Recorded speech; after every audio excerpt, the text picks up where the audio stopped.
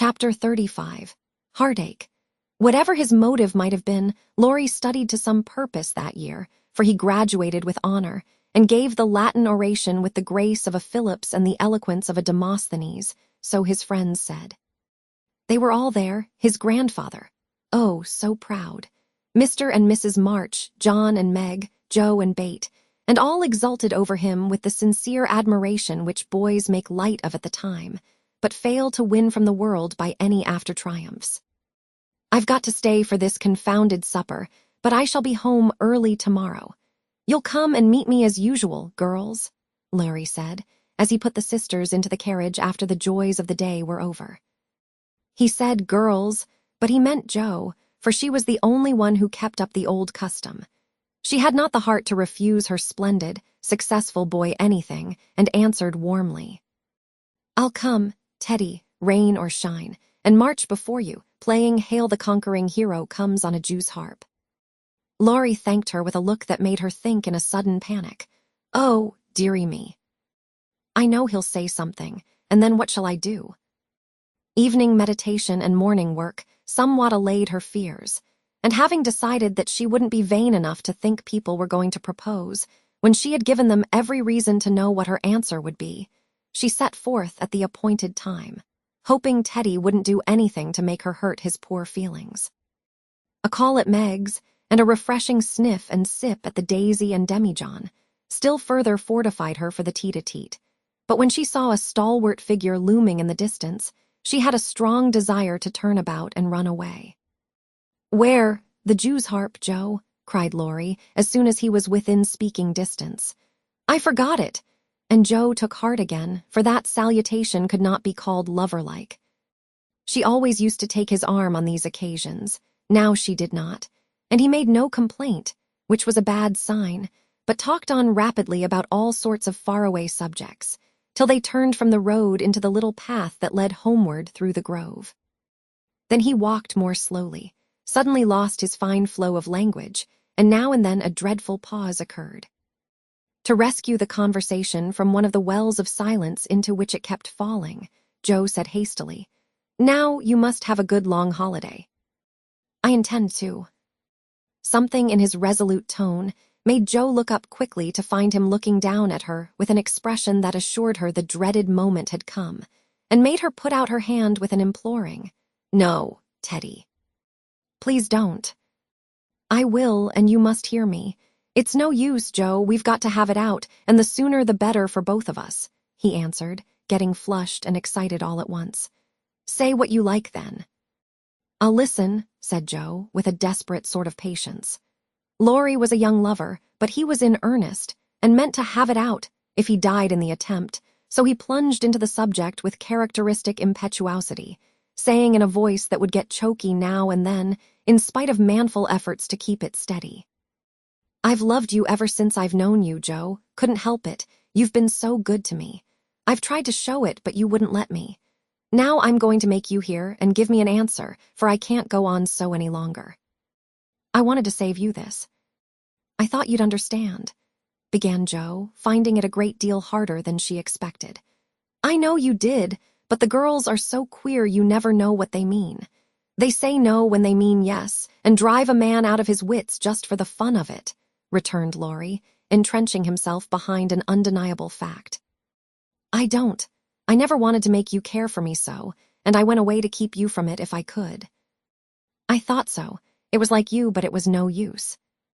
I only loved you all the more, and I worked hard to please you, and I gave up billiards and everything you didn't like, and waited and never complained, for I hoped you'd love me, though I'm not half good enough.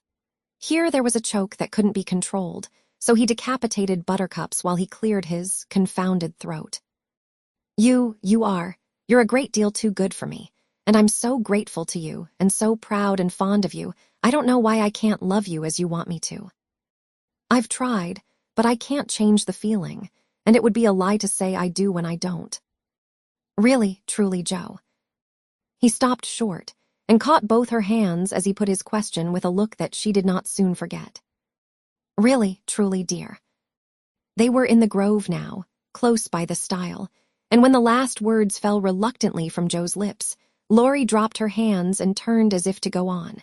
But for once in his life, the fence was too much for him. So he just laid his head down on the mossy post and stood so still that Joe was frightened. "Oh, Teddy, I'm sorry, so desperately sorry. I could kill myself if it would do any good." "I wish you wouldn't take it so hard. I can't help it. You know it's impossible for people to make themselves love other people if they don't," cried Joe inelegantly, but remorsefully, as she softly patted his shoulder, remembering the time when he had comforted her so long ago. "They do sometimes," said a muffled voice from the post. "I don't believe it's the right sort of love, and I'd rather not try it," was the decided answer. There was a long pause, while a blackbird sung blithely on the willow by the river, and the tall grass rustled in the wind.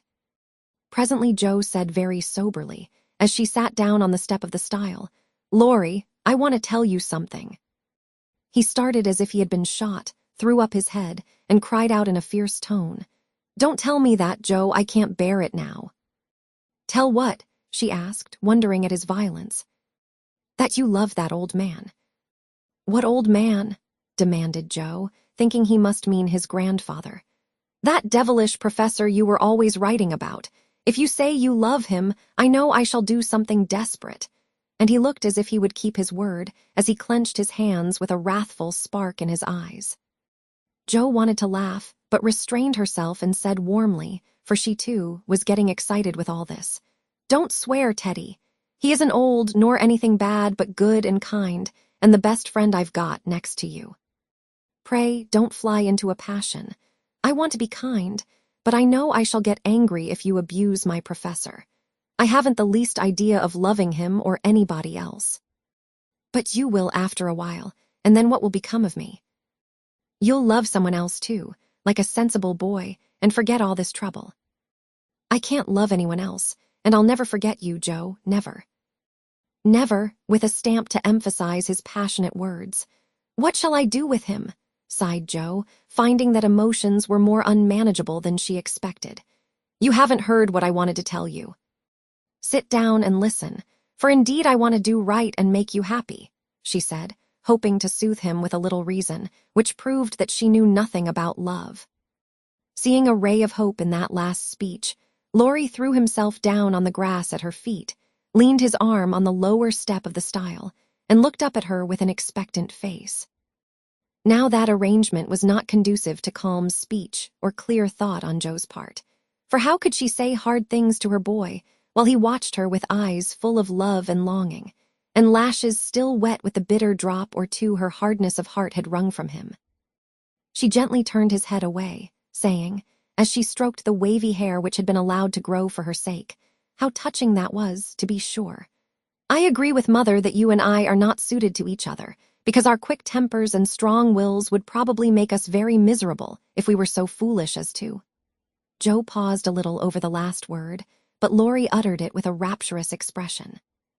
"Mary, no, we should.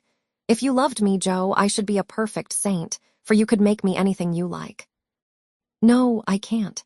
I've tried and failed, and I won't risk our happiness by such a serious experiment.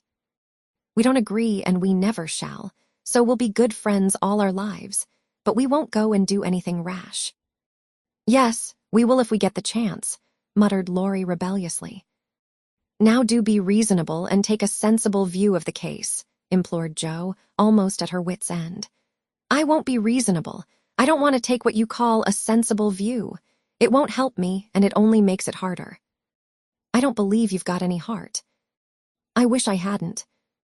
There was a little quiver in Joe's voice, and thinking it a good omen, Laurie turned round, bringing all his persuasive powers to bear as he said, in the wheedlesome tone that had never been so dangerously wheedlesome before, "Don't disappoint us, dear. Everyone expects it. Grandpa has set his heart upon it, your people like it, and I can't get on without you. Say you will, and let's be happy. Do." Not until months afterward did Joe understand how she had the strength of mind to hold fast to the resolution she had made when she decided that she did not love her boy, and never could. It was very hard to do, but she did it, knowing that delay was both useless and cruel. "I can't say yes, truly, so I won't say it at all. You'll see that I'm right by and by and thank me for it, she began solemnly. I'll be hanged if I do. And Laurie bounced up off the grass, burning with indignation at the very idea. Yes, you will, persisted Joe. You'll get over this after a while and find some lovely, accomplished girl who will adore you and make a fine mistress for your fine house. I shouldn't. I'm homely and awkward and odd and old, and you'd be ashamed of me, and we should quarrel. We can't help it even now, you see, and I shouldn't like elegant society and you would, and you'd hate my scribbling and I couldn't get on without it, and we should be unhappy and wish we hadn't done it, and everything would be horrid. Anything more? Asked Laurie, finding it hard to listen patiently to this prophetic burst. Nothing more, except that I don't believe I shall ever marry. I'm happy as I am, and love my liberty too well to be in a hurry to give it up for any mortal man. I know better, broke in Laurie. You think so now, but there'll come a time when you will care for somebody, and you'll love him tremendously and live and die for him. I know you will, it's your way, and I shall have to stand by and see it. And the despairing lover cast his hat upon the ground with a gesture that would have seemed comical if his face had not been so tragic. Yes, I will live and die for him, if he ever comes and makes me love him in spite of myself, and you must do the best you can, cried Joe, losing patience with poor Teddy. I've done my best, but you won't be reasonable, and it's selfish of you to keep teasing for what I can't give. I shall always be fond of you, very fond indeed as a friend, but I'll never marry you, and the sooner you believe it the better for both of us. So now. That speech was like gunpowder. Laurie looked at her a minute as if he did not quite know what to do with himself, then turned sharply away, saying in a desperate sort of tone, You'll be sorry some day, Joe. Oh, where are you going? She cried, for his face frightened her. To the devil, was the consoling answer.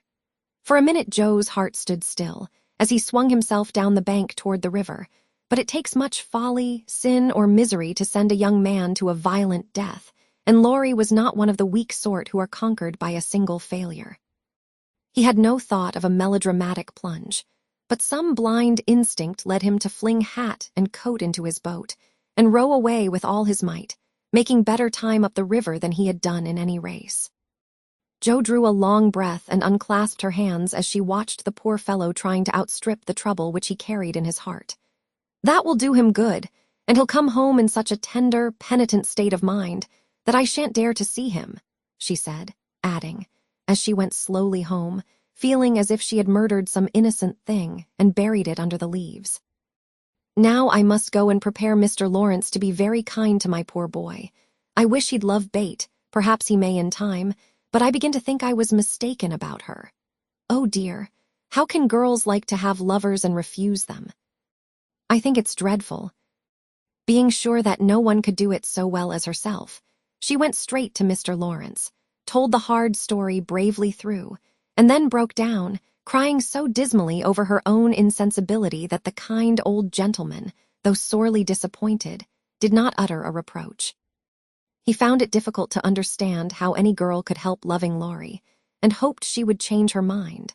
But he knew even better than Joe that love cannot be forced, so he shook his head sadly and resolved to carry his boy out of harm's way, for young impetuosity's parting words to Joe disturbed him more than he would confess.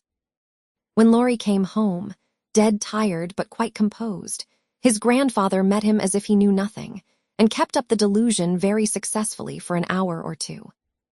But when they sat together in the twilight, the time they used to enjoy so much, it was hard work for the old man to ramble on as usual, and harder still for the young one to listen to praises of the last year's success, which to him now seemed like love's labor lost.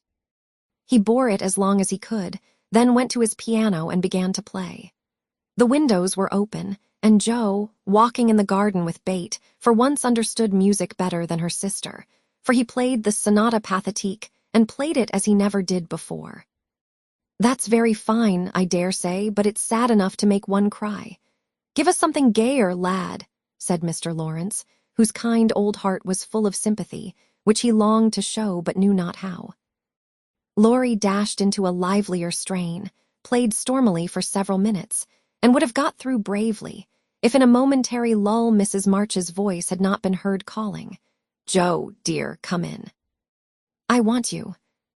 Just what Laurie longed to say with a different meaning.